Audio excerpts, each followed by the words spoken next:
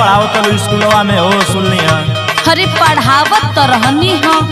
तनी हमहू पूछी न मार के बारे में बताइबू कुछ। अरे पूछो ना, काहे ना बताए। पूछत ही तनी बताओ तो। बोला बताओ तनी बतिया,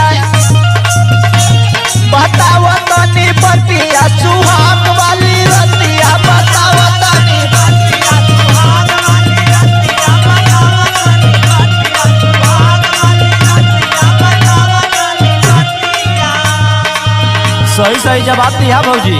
अरे बोला के कर टूटल भौजी बोला तू खटिया, के कर टूटल भौजी बोला तू खटिया सुहाग वाली रतिया, बतावा तनी बतिया सुहाग वाली रतिया, बतावा तनी बतिया सुहाग वाली रतिया।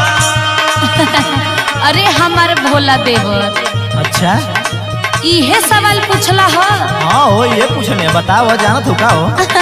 अच्छा लो सुन लो जवाब।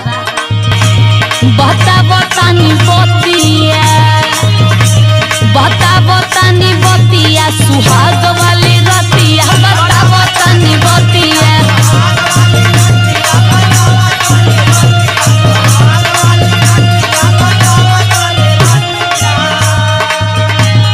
सुनो रानी श्याम दही के टूट गइल खटिया, सुनो रानी श्याम दही के टूट गइल खटिया, बताबो तनी बतिया सुहाग वाली रतिया, बतावा तनी बतिया सुहाग वाली रतिया, बतावा तनी बतिया।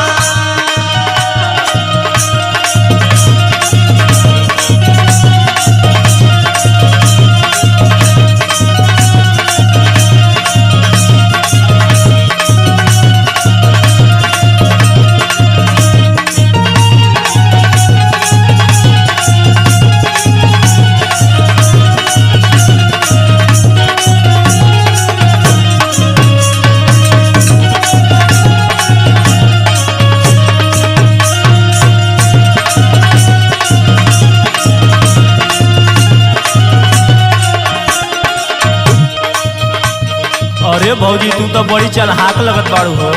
अरे देवर बबुआ चलाक ना कहल जाला, पढ़ल लिखल हई। हम तो जानता नहीं कि निपड़ होबू हो भौजी। अरे बिना पढ़ले लिखले टीचरी करतानी। अच्छा फिर पूछत नहीं बतावा। अरे पूछा पूछा एकरा आगे का भइल भौजी तू बतावा।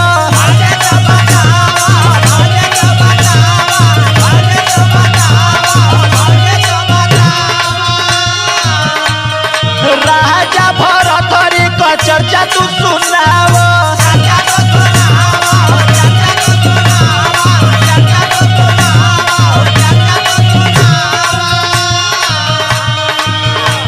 पूछत है भौजी सोच समझ के बोलिया। अरे पूछा ना। हाँ पूछत ही सुना। बोला एकरा आगे का भइल भौजी तू बतावा। राजा भरथरी का चर्चा तू सुनावा। काहे नाही में हर संगे भइली जुगुतिया, काहे नाही में हर संगे भइली जुगुतिया, बतावा तनी बतिया सुहाग वाली रतिया, बतावा तनी बतिया सुहाग वाली रतिया, बतावा तनी बतिया।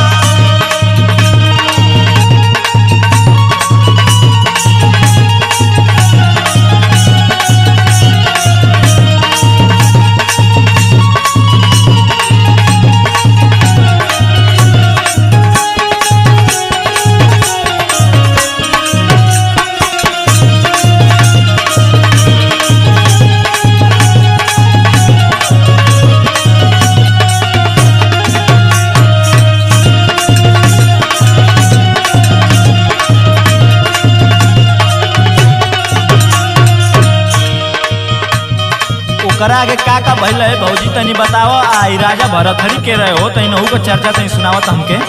अरे देवर बबुआ बोल।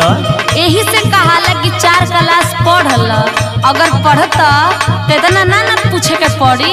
अरे भौजी तनी मनी पढ़ले है वही से ना पूछत है बताव। अरे ठीक है बा तला सुना। सुनाव। पहिले जन्म के रहली उनकर महतारी, उनकर महतारी, उनकर महतारी, उनकर महतारी।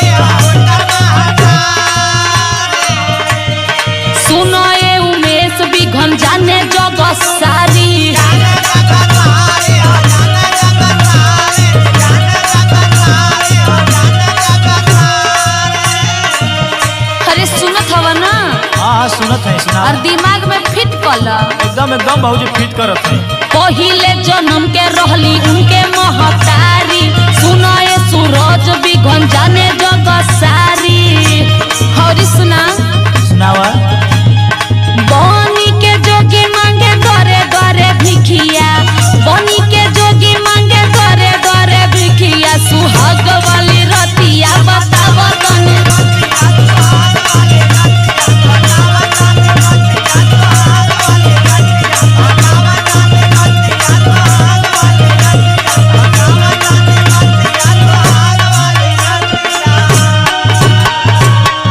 मान गई भौजी कि पढ़ल लिखल बाड़ू तू। चला मान गेला ना।